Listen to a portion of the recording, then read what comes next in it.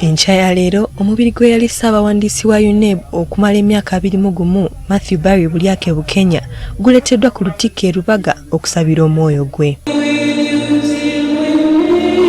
Okusaba kukulembeddwamu Ssaabasumba w'essaza ekkulu erya Kampala Paul Ssemwogerere.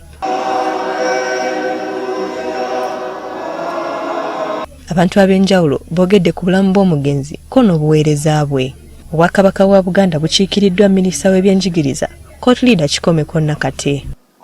Ate omumyuka w'omukulembeze w'eggwanga Jessica Alupo akiikiriddwa Professor Mary Okwakool ono ayogedde ku mugenzi nga bw'abadde omuntu ow'enjawulo. Mr. Bukenya contributed to the growth of the education sector over the years.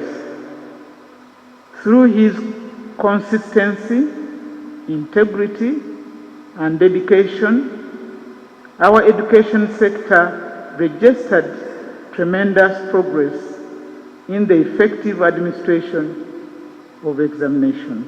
Baba nabo omugenzi boogedde ku taata waabwe nga bw'abadde omuntu ow'amazima n'atenyigira mu buli bwanguzi nga bwe bawulira ebiriwo ensangi zino. He wrested corruption with passion. When it came to the verification of education documents over ministers, no one would bribe him. Batubulidde nga bwe yayita mu bikeme ebitagambika wabula n'asigala ng'akyalimu ensa ku bintu by'enguzi. Though many tried without success, according to him, my father never spared officials with fake documents. Batendereza n'omukwano gw'abadde nabo gye bali. He loved his family. He loved everyone. He loved to help. He loved people. Omusawo naye ayogedde ku bulwadde obwajja Bukenya mu bulamu bw'ensi eno. Difficult time that in the last 2 weeks we couldn't feed him with his mouth.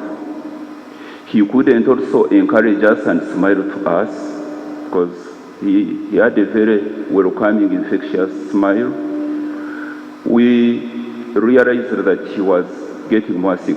So we had to give him an energy tube in order to sustain him. Matthew Barry Bulyake Bukenya yafa mu kiro ekyakeeseza bbalaza ya Ssabbiiti eno nga wakuziikibwa olunaku olw'enkya e Bukulula mu Masaka. Rachel Daisy Mugabi agafeeyo ku Spark TV.